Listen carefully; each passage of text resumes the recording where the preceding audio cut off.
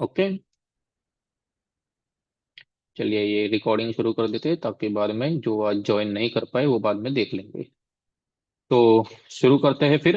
Regional aspirations, जिसका basic intention अगर हम बात करें या फिर जिसका प्लॉट ही इस बेसिस पे सेट हो रखा है कि इंडिया में जितने भी इंटरनल स्ट्राइफ होते हैं, इंटरनल जो हमारे कॉन्फ्लिक्ट्स होते हैं, वो सभी के सभी कहीं ना कहीं इसका पीछे मेन एक रीजन दिखाई देती है। लोगों की रीजनल एस्पिरेशंस, लोगों की महत्वाकांक्षाएं जो रीजनली सेटअप होती है। क्योंकि देखो, हम क्लास 10th में आप लोगों ने नेशनलिज्म का एक कंसेप्ट पढ़ा था, और 11th में भी आप लोगों ने थियरी वाली बुक में नेशनलिज्म का कंसेप्ट पढ़ा था। उसके अंदर हम ये समझते हैं कि इंसान जो है उसकी फीलिंग अपनी नेशन के लिए क्या होती है। तो सेम जैसे कि एक इंसान की फीलिंग अपने नेशन के लिए फर्स्ट प्रायोरिटी पे आती है, वैसे ही वो इंसान अपने रीजन के लिए भी सोचता है, अपने एरिया के बारे में भी सोचता है।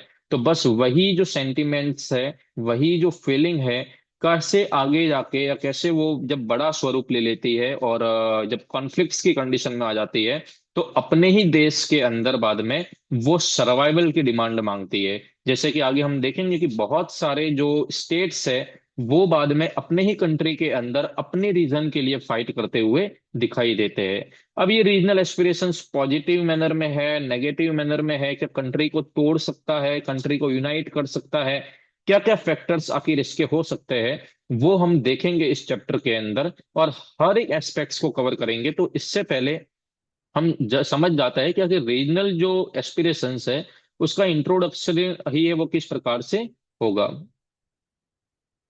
तो सबसे पहले द डेकेड ऑफ 1980s वाला जो टाइम पीरियड था, it may be called the period of a rising regional aspiration, because उसी एक 10 सालों के अंदर सबसे ज्यादा जो प्रॉब्लम्स कहो या जितने भी ज्यादा इश्यूज कहो, वो उसी टाइम पीरियड के अंदर इवॉल्व होते हैं। In this decade, the demand of regional autonomy was raised from different regions of the country, which was almost equal to the demand of a secession from India, and a violent agitation were launched for the fulfillment of this demand. अब इसमें बहुत सारे demand उठते हैं जो cessation की demand करते हैं, जो हमेशा ही इंडिया से अलग होने की डिमांड उसमें इन्वॉल्व हो जाती है, और वो कहीं ना कहीं प्रॉब्लमेटिक कंडीशन क्रिएट कर देता है। और जब इंडिया से सेपरेटिस्ट मूवमेंट जब वो स्टार्ट होते हैं, तो बाद में वो वायलेंट एजिटेशंस भी दिखाई देंगे, उसमें लोग हथियार तक उठा देते हैं, जिसकी वजह से गवर्नमेंट को फोर्सफुली इन्वॉल्व होना पड़ता है, और वो बाद में गवर्नमेंट की बहुत ही नेगेटिव इम्पैक्ट उनके माइंडसेट में डाल देता है। The force was used by the government for the repression of this movement, and many of the time the democratic जो प्रोसेस है, it was also suspended in those region. जैसे कि वहां इमरजेंसी लग जाती थी कभी कभी। मणिपुर का केस देख सकते हो आप, जम्मू एंड कश्मीर का आप बहुत बार देख सकते हो कि वहां पे बहुत बार जो है वो गवर्नमेंट को डिसरप्ट किया गया है, इमरजेंशियल कंडीशन वहां पे लाई गई है। It is also not surprising that the most of these movements were long drawn and concluded in negotiated settlement और accord between the central government and वो ग्रुप जो कि इस ऑटोनॉमी के लिए जो डिमांड कर रहे थे, इस मूवमेंट को लीड कर रहे थे, उनके बीच में ऑलमोस्ट टाइम देखा जाता है कि ये जो सेटलमेंट्स होते हैं, और बाद में जाके इन सभी नेगोशिएशंस के थ्रू इनका जो पॉसिबल जो हल है वो निकाला जाता है। लेकिन उससे पहले बहुत बार ये दिखाई देता है कि वो लोग क्या करते हैं, एजिटेशन है वो फाइल करते हैं, प्रोटेस्ट है वो फाइल करते हुए दिखाई देते हैं। अब अगर हम आगे देखें, तो आगे यहाँ पे डेमोक्रेटिक प्रोसेस जब सस्पेंड होने आता है, तब गवर्नमेंट इनके लिए ब्रूटल हो जाती है। और बहुत बार ऐसा दिखाई देता है कि गवर्नमेंट जब ब्रूटली सप्रेशन दिखाई देती है, तो बहुत बार ये अकॉर्ड भी साइन करवा देती है। जैसे कि हम आगे देखेंगे पंजाब वाले केस में, कि वो हरचंद संघ लोगेवाला के साथ में जो अकॉर्ड साइन करेंगे, उस डिमांड को वो कहीं ना कहीं फुलफिल नहीं करेंगे, बट एटलीस्ट उनको एक सांत्वना देंगे कि भैया तुम लोग जो है वो मिलिटेंट थोड़े से अब शांत हो जाइए। तो इस प्रकार से कुछ नेगोशिएशंस के थ्रू इन सेटलमेंट को करने की कोशिश की जाती है उनके through. The good thing was that the demand for autonomy was settled down with a framework of a constitution, or which was the symbol of a particular dynamics of a constitution of India. जो constitution की जितनी भी एक तरीके से dynamics बनी हुई है, उसके अंदर, उस फ्रेमवर्क के अंदर ही सेटल करने की कोशिश की जाती है, और वो सबसे अच्छी बात मानी जाती है जब नेगोशिएशंस के थ्रू इन डिमांड्स को सॉल्व आउट किया जाता है, क्योंकि वो सबसे बेस्ट तरीका है। देखिए, एक तरफ तो ऑलरेडी वायलेंट हो रखे हैं, और गवर्नमेंट भी अगर इस तरीके से आर्म्स स्ट्रगल करेगी तो कहीं ना कहीं क्या होगा, फिर वो सिविल वॉर कंडीशन क्रिएट हो जाती है, और कंट्री को सेपरेट होने तक की, जैसे हमने श्रीलंका का केसेस में सबसे फाइनेस्ट एग्जांपल माना जाता है। इस श्रीलंका में दोनों ही पार्टी है वो क्या हो जाते हैं, एक जैसे आपस में भिड़ जाते हैं, जिसकी वजह से बाद में सिविल वॉर कंडीशन क्रिएट होती है, जो बहुत लंबे सालों तक चलते हैं, उसका कोई सोल्यूशन नहीं निकलता। तो बस वही कंडीशन यहाँ पे भी अप्लाई हो रही है। But the journey to disaccord and settlement was always tumultuous and often violent, and the people went through lots of suffering. Especially in a demand for autonomy were raised from the state of Assam, Mizoram, Punjab and Jammu and Kashmir. इस chapter में जो हमें basically जिन states के बारे में पढ़ना है, जहाँ की डिमांड्स के बारे में पढ़ना है, it was this specific state जो आसाम है, मिजोरम है, नॉर्थ ईस्ट के कुछ नागालैंड जैसे इसमें इन्वॉल्व होगा, पंजाब एंड जम्मू कश्मीर एंड तमिलनाडु। सबसे पहले जो डिमांड उठी थी ना कि रीजनल ऑटोनॉमी में, सबसे पहले कौन से स्टेट ने इशू उठाया था, तो वो था तमिलनाडु। ठीक है, आंध्रा, विशाल आंध्रा मूवमेंट आप लोगों को याद होगा, पोट्टी श्री रामुलु, जिसने एक लैंग्वेज को बेस बना के सबसे पहले स्टेट की डिमांड की। उसके बाद में एंटी हिंदी एजुटेशन फाइल किए, हिंदी के बेसिस पे उसने एक पॉलिटिकल पार्टी बेस यहाँ पे फॉर्म कर दी कि हम हिंदी को ऑफिशियल लैंग्वेज नहीं बनने देंगे, just because they want to preserve their Tamil identity. और इसके बेसिस पे हम देख सकते हैं कि before this the demand of autonomy was also raise from the state of Tamil Nadu. Though the various reasons were responsible for raising such a demand, yet the most important reason was the regional aspiration of the people of that particular area। हम इस chapter में discuss करेंगे कुछ factors के बारे में जो contribute करेंगे टेंशन अराइज करने के अंदर, कि रीजनल एस्पिरेशंस की जो टेंशन अराइज हो रही है उसमें कौन कौन से फैक्टर्स रिस्पॉन्सिबल है। We will discuss on this issues, how the Indian state responded this particular tension and challenges. ये भी एक हमारे सामने क्वेश्चन बन जाता है कि भैया टेंशन तो हो रही है, but how Indian state responded. क्या डेमोक्रेटिक फंक्शंस को हमने रिमेन रहने दिया, उसी फंक्शंस को हमने बाद में उसी के बेसिस पे हमने उनको रिस्पॉन्ड किया, या फिर हमने थोड़ा सा ब्रूटल तरीके से उनको रिस्पॉन्ड किया। What kind of difficulties were faced in balancing the democratic rights and the national unity. Because democratic rights अगर आप दोगे उन लोगों को, तो उनका फ्रीडम है बोलना, उनको एक्सप्रेस करने का फ्रीडम है, वो फ्रीडमली डेमोक्रेटिक राइट्स का अपना यूज कर रहे हैं, अपने रीजनल एस्पिरेशंस को वो एक्सप्रेस कर रहे हैं।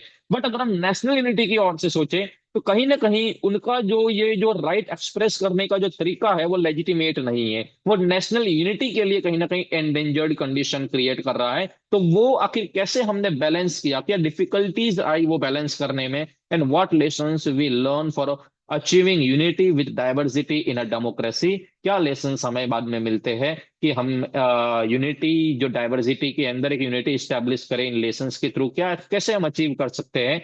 तो ये सभी चीजें हमें इस चैप्टर में कवर करनी है। But before all of this, it will be necessary to us to know that the meaning of regionalism, the factor responsible behind the rise of regionalism in India. So now we will move forward for the meaning of regionalism. What is the meaning of regionalism? क्या मतलब निकल के आ जाता है regionalism का? अगर मैं meaning की बात करूं तो क्या रीजनलिज्म का मीनिंग है, तो वो जरा देखते हैं। Okay, the common meaning of regionalism is the attachment of the people to the particular region। अब सीधी सी बात है, कॉमन मीनिंग है कि एक इंसान का अटैच्ड हो जाना एक रीजन से। The feeling create more allegiance to the one own region in comparison to the country. अब ये जो एलिजेंसीज है ना, ये जो संबंध है, वो देश से बड़ा हो जाता है। अगर आपको मैं आपके रीजन को पहले लाने की बात करूं, कि जैसे मैं हूं तो मेरा गांव मेरे लिए सबसे पहले होगा, क्योंकि वही मेरा आसपास का एनवायरनमेंट मुझे प्रोवाइड कर रहा है, वही मुझे मेरे आसपास का रिसोर्सेज मुझे प्रोवाइड कर रहा है। तो मेरी एलिजेंसीज मेरे गांव के लिए, मेरा जो फेथ है वो मेरे गांव के लिए पहले होगा, फिर मेरे स्टेट के लिए होगा, मेरे डिस्ट्रिक्ट के लिए होगा शायद, और फिर मेरे स्टेट के लिए होगा, और फिर मेरे ऑलमोस्ट नेशन के लिए होगा। तो बहुत बार किसी केसेस में दिखाई देता है कि लोगों की एलिजेंसीज जो है, लोगों का अटैचमेंट जो है, वो अपने रीजन के लिए देश से बड़ा हो जाता है, वो अपने रीजन के लिए कहीं ना कहीं वो कंट्री से ज्यादा एक तरीके से सोचना शुरू कर देते हैं। तो region in comparison to the country to happen, this is natural, because along with being a social and political being man, जो इंसान रहता है वो टेरिटोरियल बीइंग भी रहता है, ठीक है, क्योंकि हम एक social and almost political being तो है ही, लेकिन इसके साथ साथ हम अपनी टेरिटरी से भी प्यार करते हैं, हम अपने रीजन से भी प्यार करते हैं। आप हमेशा ये चाहते हो कि मेरे रीजन का मैं भला करूं, मैं इसका उद्धार करूं, मैं इसके लिए एक तरीके से कितना एफर्ट मार सकता हूं, बिकॉज रीजन से हमारा अटैचमेंट होता है। He has a special attachment to the place where he is born and he grows, his attachment also grows the language. अब इसके जब में अटैचमेंट बढ़ता है, इसके साथ ही grows the language, the culture, the environment, because वहीं से उसको सब मिला है, उसी से वो अटैचमेंट उसको बना है। और सारा चीज उसको ऑलमोस्ट उसकी लाइफ में उसको वहां से मिला है, चाहे कल्चर की बात करो, चाहे एनवायरमेंट की बात करो, of the place become the part of the parcel, the nature of the individual. तो वही है कि वो जो जगह है वो उसकी लाइफ की सबसे इंपॉर्टेंट प्लेस बन जाती है। जब वो बड़ा वो आगे बढ़ता है, his affiliation to the region also grows and his loyalty develop for the particular area, and we give a name of that particular feeling regionalism. हम उसी फीलिंग को रीजनलिज्म कहते हैं, हम उसी नेचर को जो एक इंडिविजुअल रिएक्ट करता है अपने रीजन के लिए, वही रीजनलिज्म का एक कंसेप्ट है। एक डॉक्टर रहे हुए हैं, पॉलिटिकल थिंकर रहे हुए डीसी गुप्ता, उनके अकॉर्डिंग ये है कि regionalism means a love of a particular region in preference to the country. And जो एक प्रोफेसर है एस आर महेश्वरी, उनका भी कहना है कि apart from the traditional equality and uniformity among the people of that particular religion, sorry particular region, the feeling of being distinct from the rest of the country is also necessary for regionalism, and being rises because of common language, common religion, common caste, common history, and common political and economic and social aspiration, etc., etc., were there. That it is a very very important for the traditional equality and uniformity, कि हम अपने reason को क्या करें, necessarily आगे बढ़ाएं, उस regionalism की फीलिंग को नेसेसरली एक तरीके से आगे हम पुश करें। तो यही चीज है कि रीजनलिज्म का मीनिंग क्या है, रीजनलिज्म का यही मीनिंग है, it was a feeling, it is the feeling of for particular region, it is the attachment for our region. और जब ये अटैचमेंट कंट्री से, नेशनल नेशन से बड़ा हो जाता है, तब वो जाके कुछ भी कर गुजरने की हमें वो शक्ति दे देता है, जो हम रीजनलिज्म के अंदर देखते भी है। So, in a brief, we can say that the regionalism means a consciousness of the people living in a particular part of the country about their separate existence, interest, and love for the region। तो आप अगर आप brief में एक अगर लिखना चाहो अगर इसको, तो आप ऐसे भी लिख सकते हो कि regionalism means a consciousness of the people living on a particular part of the country about their separate existence, interest, and the love for the region। यही रीजनलिज्म का एक बेसिक मीनिंग निकल के सामने आता है कि यहाँ पे जो बेसिक क्या रहेगा, यहाँ पे बेसिक इनका यही मीनिंग है कि कंट्री के अंदर जो इनके सेपरेट एग्जिस्टेंस है, इंटरेस्ट है, और उसका जो लव रहेगा रीजन के लिए, that is the main scenario. तो आई होप रीजनलिज्म का मीनिंग आप लोगों को क्लियर हुआ होगा। Is it clear? ओके। आगे हम बढ़ते हैं अभी।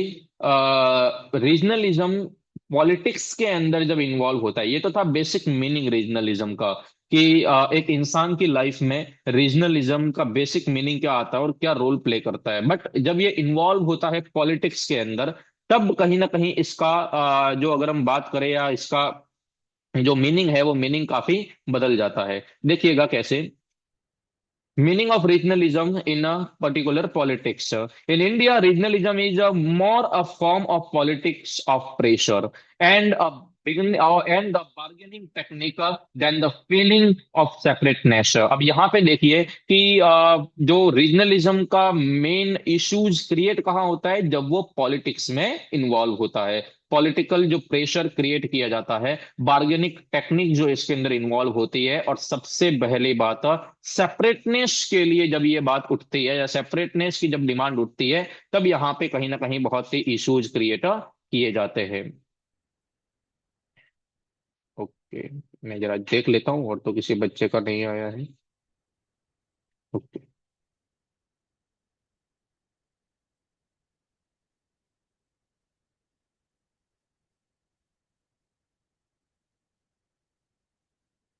सो पॉलिटिकल प्रेशर जो क्रिएट होगा, bargaining technique, then the feeling of separateness, तो वहां से ये प्रॉब्लमेटिक कंडीशन क्रिएट होती है. It is often seen that the people living in a particular region instigate the regional feeling of the people for the fulfillment of their specific demand and adopt the confrontationist attitude towards the center as well as toward the other state. तो वही चीज होता है कि अपने एक personal agendas के साथ में कुछ इनके इंस्टिगेटिव आइडियाज रहते हैं, कुछ कुछ इनके इंस्टिगेटिव इंस्पिरेशंस रहती है, जो क्या करते हैं वो लोग स्पेसिफिक डिमांड को बहुत ही कन्फ्रंटनिस्ट तरीके से, उस कन्फ्रंटनिस्ट एटीट्यूड से सेंटर से भी और बाकी स्टेट से भी डिमांड करना शुरू हो जाते हैं. They they calm down after the fulfilment of specific demand, और वो वापस बैठ भी जाते हैं. जैसे गवर्नमेंट अगर उनकी डिमांड को फुलफिल कर देना, तो वो ज्यादा एग्रेसिव भी नहीं हो जाएंगे, वो बाद में बहुत ही जल्दी क्या हो जाएंगे, बाद में बैठ जाएंगे. वो उन चीजों को बाद में ज्यादा वरीयता नहीं देते, ज्यादा उस चीज को बाद में हाईलाइट नहीं करते. They calm down when demands were fulfilled. लेकिन दिक्कत कहाँ आती है? दिक्कत तब आती है जब सेंटर उन डिमांड को फुलफिल ना करे, सेंटर उनके अगेंस्ट में क्वेश्चनाइज करे, या फिर कहीं ना कहीं उनकी डिमांड को नेग्लेक्ट कर दे. They calm down when a fulfillment of a specific demand and intensity of their regional feeling also comes down. Many people consider regionalism and nationalism opposite to one another, but this is not bound to be so.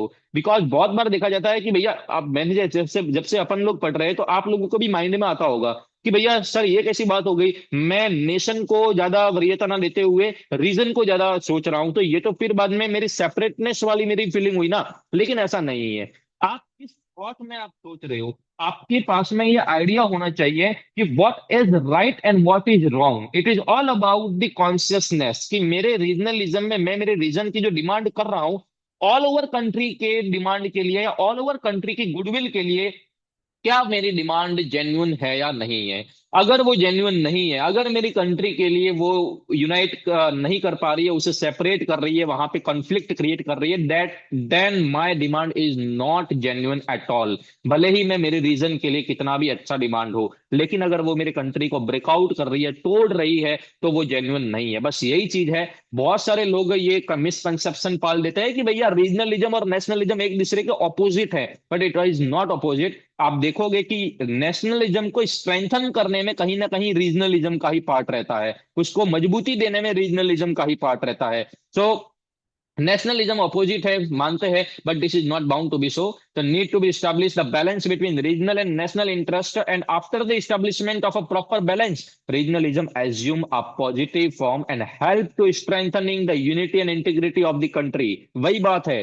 But when but when regionalism takes a form of separatism, तो फिर problem create होनी ही होनी है. भले ही आपकी demand कितनी भी normal है, लेकिन अगर आप उसको हथियारों के दम पे अगर उसको जीतना चाहोगे, हथियारों के दम पे उसे अगर आप पाना चाहोगे, तो बाद में it become very dangerous for the country, and which we need to be cautious about it. तो बस वही चीज है कि रीजनलिज्म एंड पॉलिटिक्स के अंदर दो चीजें हैं. आपकी डिमांड जेन्युइन है या नहीं है, आपकी डिमांड पॉलिटिक्स के जो रीजनलिज्म की जो पॉलिटिक्स है वो किस प्रकार से इवॉल्व होगी. क्या वो सेपरेटनेस वाली डिमांड है, क्या वो सेपरेटिज्म को एक तरीके से इनिशिएट कर रही है, क्या वो कंट्री में किसी तरीके का कॉन्फ्लिक्ट क्रिएट कर रही है, then your demand is not genuine at all, because वो कंट्री के अंदर कहीं ना कहीं आगे जाके बाकी सिटीजन्स के लिए प्रॉब्लमेटिक कंडीशन क्रिएट करेगी. So now regionalism in India के बहुत सारे फैक्टर्स हम जानते हैं. आज हम बहुत सारे फैक्टर कवर भी करेंगे कि इंडिया में जो रीजनलिज्म की प्रॉब्लम हम आगे पढ़ते हैं, जो आगे आप डिफरेंट डिफरेंट केसेस आप पढ़ोगे, कश्मीर का इशू पढ़ोगे, पंजाब का इशू पढ़ोगे, नॉर्थ ईस्ट का जब प्रॉब्लम आता है, हम तमिलनाडु का भी इशू कवर करेंगे.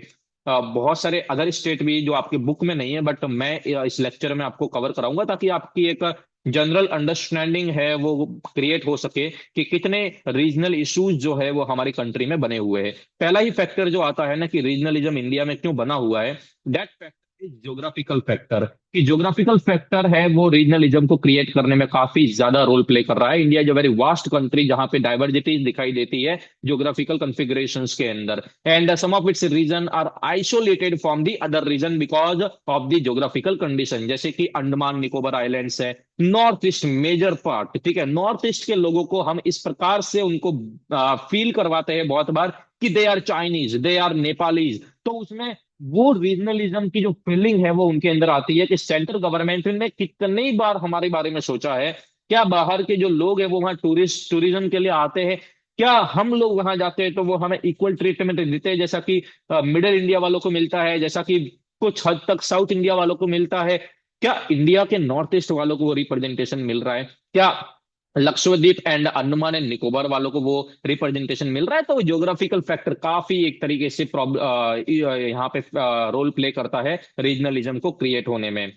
Due to this, the region, the environment, the emotional unity among the people living in this region and the people living in other part of the India could not be developed. अब यही चीज है कि इस वजह से बाद में जो लोग अदर रीजन्स में रहते हैं वो एक तरीके से अपना पूरा डेवलपमेंट नहीं कर पाए। The foreign rulers took full advantage of this situation and encouraged the separatist tendency among the people living in this far off region। और यही चीज रहा जब यहाँ पे ब्रिटिशर्स भी आए थे तो जो दूर दराज के एरिया में जो लोग रहते हैं उस चीज का जब यहाँ पे बहुत ही ज्यादा फायदा उठाया गया। जो लोग मिडिल इंडिया से काफी कट ऑफ थे, मिडिल इंडिया से काफी कटे हुए थे, वो एडवांटेज उनको मिलता है कि वो बहुत ही इजीली उनको मैनिपुलेट कर सकते हैं, बहुत ही इजीली उनकी जो माइंडसेट है उनको बदल सकते हैं। The factor is responsible behind the emergence of the feeling of a regionalism in far east region. यही बात है कि जो फार ईस्ट रीजन है वहां पे रीजनलिज्म की जो फीलिंग है वो सबसे ज्यादा रिस्पॉन्सिबल मानी जाती है। जो ज्योग्राफिकल फैक्टर है, अगर नॉर्थ ईस्ट के बारे में लिखना हो ना, then geographical factor is most important factor because geographically we separated and we connected through a narrow corridor of a chicken neck. इसीलिए वहां पे हम कह सकते हैं कि it was a very important factor. Historical factor भी रीजनलिज्म के पीछे बहुत ही ज्यादा यहाँ पे रोल प्ले करता है। Like a prolong slavery has also contributed to the development of regionalism in India. India is a land of diversity and the foreign ruler made the people of India aware about this diversities and they divided the people on the basis of caste, religion, colour, race etcetera etcetera. तो जैसे ही independence हमें मिला, हमारे जो political leader थे they sharpened the division. Consequently, the feeling of regionalism developed in the people because they already aware about it, about their language, about their caste, about their religion, and we can see that the example of partition because उस समय तक जिन्ना की वो awareness आ चुकी थी regarding the religion कि शायद मुस्लिम league के लोगों को उतना रिप्रेजेंटेशन नहीं मिल पा रहा है कांग्रेस में। देन उन लोगों ने क्या किया, उन लोगों ने तुरंत ही बाद में सेलेक्ट किया, उन लोगों ने तुरंत ही बाद में पाकिस्तान बनाने का डिसीजन लिया जाता है। और बहुत सारे ऐसे रीजंस है, बहुत सारी जो अवेयरनेस है जो हिस्टोरिकल फैक्टर के अंदर हम इन्वॉल्व कर सकते हैं कि उन्होंने वो कॉन्शियसनेस, जो बाहर के जो लोग हैं उन्होंने वो कॉन्शियसनेस डेवलप की इस रीजन के बारे में लोगों के, और तब जाके वो क्या होता है, तब जाके वो कहीं ना कहीं सेपरेटिस्ट मूवमेंट के लिए आगे इनिशिएट करते हैं। अगला है रिलीजियस फैक्टर। रीजनलिज्म के पीछे मोस्ट इंपॉर्टेंट ये फैक्टर में भी आ जाएगा कि रिलीजियसली भी हमारा कंट्री बहुत ही मल्टी रिलीजन स्टेट है where people of a different religion live, and when people following the particular religion happen to gather in a particular region of the country, their political aspiration can be easily aroused। तो यहाँ पे यही बात है कि एक ही कमरे में के अंदर अगर अलग अलग रिलीजन वाले अगर लोग रहेंगे, देन उनका जो पॉलिटिकल एस्पिरेशंस है it will aroused negatively, sometime positively, sometime, but almost time conflicting condition में ये क्या होता है, आपस में लड़ते हैं। We cannot ignore the role of this factor for the growth of the regionalism in Jammu and Kashmir, Punjab, northeastern part of the India। तो यहाँ पे रिलीजन भी काफी ज्यादा एक मेजर फैक्टर अपना रोल प्ले करता है। जम्मू एंड कश्मीर में तो सबसे ज्यादा, और पंजाब में भी हमने देखा था कि जो सिख कम्युनिटी है वो आगे जाके क्या करेगी, यहाँ पे प्रॉब्लमेटिक कंडीशंस है वो क्रिएट करती है। तो यहाँ पे ये दोनों ही जो है वो कहीं ना कहीं इसके अंदर इशू है वो क्रिएट करेंगे। आगे है लिंग्विस्टिक फैक्टर। लाइक रिलीजन, अगर हम बात करें आगे कि लिंग्विस्टिक फैक्टर भी इसके अंदर बहुत ही इंपॉर्टेंट रोल प्ले करते हैं। Language had played a special role in awakening a regionalism.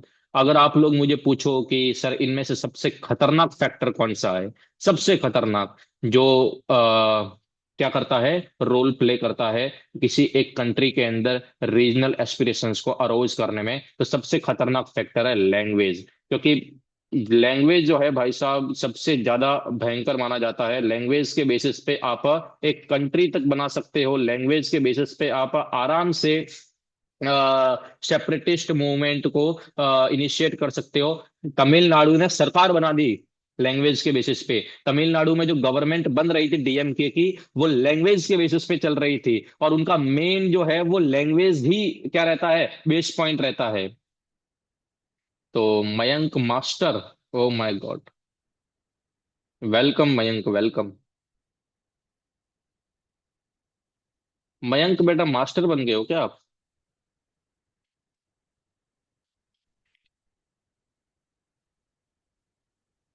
Hello, आवाज आ रही है मेरी मयंक?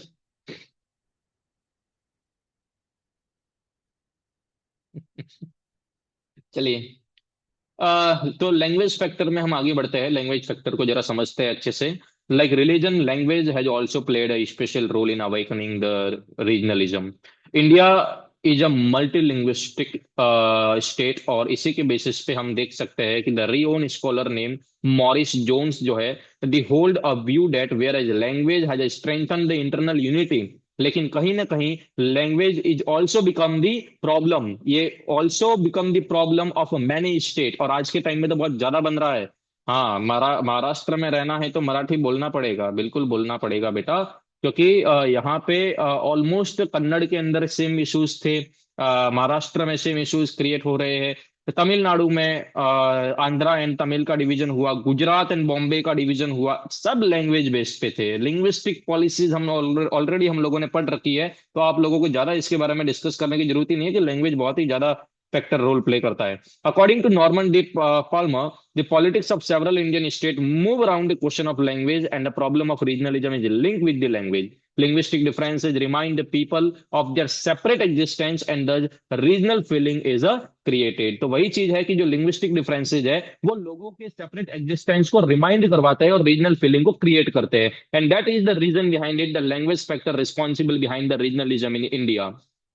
अगला फैक्टर आता है कास्ट। देखिए, हमने ज्योग्राफिकल फैक्टर पढ़ा, हमने रिलीजियस फैक्टर पढ़ा, हमने रिलीजन फैक्टर, रिलीजियस के साथ साथ हमने एक और फैक्टर यहाँ पे डिस्कस किया था, वो था हिस्टोरिकल फैक्टर, लिंग्विस्टिक फैक्टर और कास्ट, यानी language, religion and then after सबसे इंपॉर्टेंट हो जाएगा कास्ट का factor.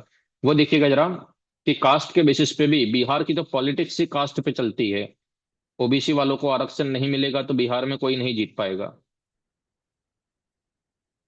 When people of a particular religion, particular caste get concentrated in a particular region of the country, there is a possibility of a development of a regionalism. The concentration of a Marathas in a Maharashtra and Brahmanas and non-Brahmanas in Tamil Nadu and of the Jat Haryana has contributed much of the development of regionalism। तो जाति wise भी सब लोग बटे हुए, जाति wise भी सब लोगों का रीजनलिज्म जो कंसेप्ट है वो अलग अलग चल रहा है। Beside this, the economic backwardness भी दिखाई देती है कुछ कास्ट की, of several caste and the tribes also become the causes of development of regionalism। सबसे मेन रिस्पॉन्सिबल कॉज माना जाता है बोडो वाला, जो हम आगे देखेंगे कि जो बोडो कम्युनिटी का जो इशूज है, बोडो कम्युनिटी का जो पॉलिटिक्स है, जो हम देखेंगे नॉर्थ ईस्ट के केस में, the main factor responsible behind the problem of Bodo tribal people living in the Kokrajhar, Nalbari और सारण रीजन के अंदर, आसाम के अंदर रहेंगे, और उनकी इकोनॉमिक बैकवर्डनेस एक रीजन बनेगी रीजनलिज्म के अवेकनिंग होने के पीछे का,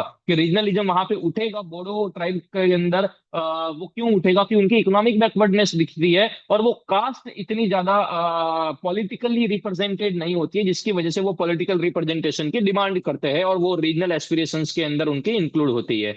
अगला है lack of means of communication. अगर हम बात करें कि इसने भी रीजनलिज्म के डेवलपमेंट में बहुत ही ज्यादा रोल प्ले किया, बिकॉज इसकी कमी की वजह से, due to lack of means of communication, बहुत सारे रीजन जो है इंडिया के वो आइसोलेटेड हो जाते हैं, कट ऑफ हो जाते हैं। जैसे कि हम देख सकते हैं कि नॉर्थ ईस्ट पार्ट है, अंडमान है, तो ये मेन स्ट्रीम में आने से कहीं ना कहीं जुड़ जाते हैं। तो जो ऑलमोस्ट इंपॉर्टेंट फैक्टर है वो मैं आपको बता देता हूँ, ताकि आपके एग्जाम में अगर आ जाए, क्योंकि इसका डायरेक्टली क्वेश्चन उठता ही उठता है, what were the factors behind the regionalism in India, तो आपको ये सारे फैक्टर्स अंदर लिखने पड़ेंगे ऑलमोस्ट।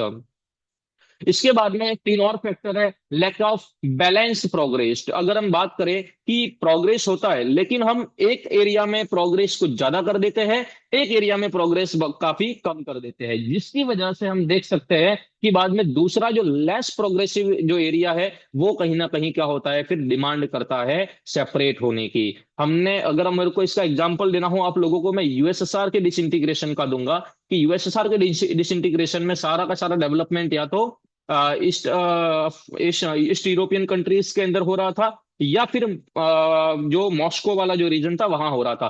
सेंट्रल एशियन कंट्रीज में कोई डेवलपमेंट नहीं है, लेकिन वहां पे उन लोगों ने कभी सेपरेटिस्ट डिमांड नहीं की, सेपरेटिज्म की डिमांड करते हैं जो बाल्टिक कंट्री है वो। लेकिन वही चीज है कि बैलेंस प्रोग्रेस नहीं रख पाए वो, जिसकी वजह से बहुत सारे ऐसे एरियाज जो कि लेस डेवलप्ड होते हैं वो बाद में डिससेटिस्फाइड हो जाते हैं, डिसअपॉइंट हो जाते हैं।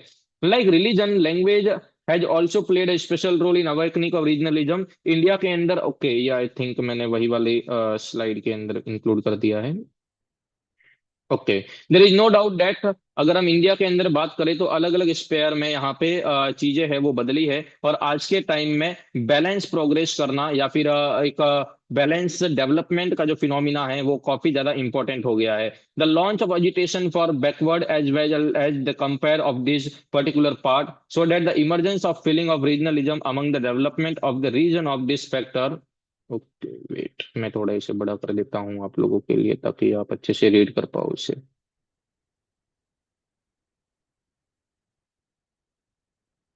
तो लैक ऑफ बैलेंस प्रोग्रेस वाले में ऑलमोस्ट हम कह सकते हैं कि वही चीजें आएगी जो कि बैलेंस जो प्रोग्रेस नहीं हो पाता, डेवलपमेंट है वो बैलेंस नहीं हो पाता, जिसकी वजह से प्रॉब्लमेटिक कंडीशंस क्रिएट होती है। हम डायरेक्टली अब दूसरा हम एक और फैक्टर डिस्कस कर लेते हैं, migration from the other state. ये पीपीटी बनाते टाइम में इसका कंटेंट लैंग्वेज वाला ही इसमें ऐड हो गया है, तो कोई बात नहीं, मैंने जो एक्सप्लेन किया है वो जरा अच्छे से समझ लेना कि लैक ऑफ बैलेंस प्रोग्रेस में अगर एक कंट्री एक ही स्पेसिफिक एरिया के अंदर डेवलपमेंट करने लग जाए, उसी को ओरिएंट करते हुए डेवलपमेंट करना शुरू हो जाए, तो बाद में क्या होगा, जो लेस डेवलप्ड कंट्रीज है वो क्या हो जाएंगे, बाद में कहीं ना कहीं उसके इश्यूज क्रिएट करेंगे और वो बाद में अपनी आवाज उठाएंगे।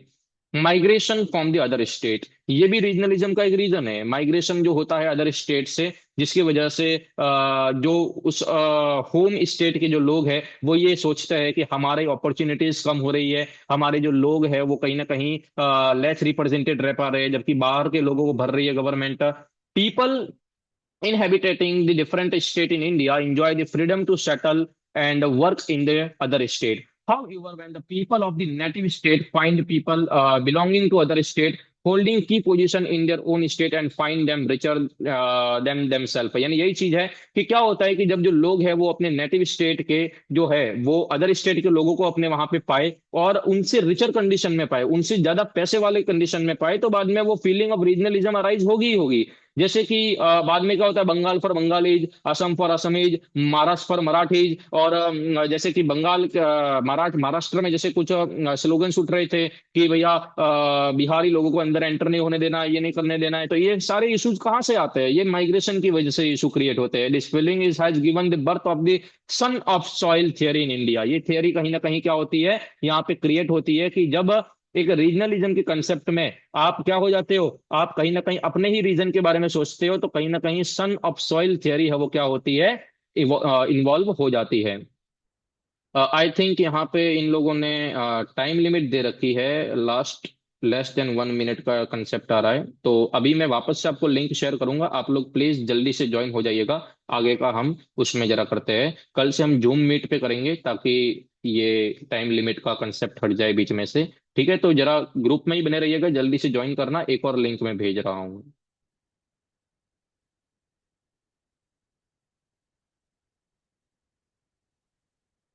ओके, तो अभी आप जल्दी से लेफ्ट हो जाइए ताकि ये अभी बंद हो जाएगा ऑलमोस्ट। तो मैं नई लिंक भेजता हूँ, उसमें आप ज्वाइन हो जाओ, तो वो हम कंटिन्यू करते हैं फिर माइग्रेशन से।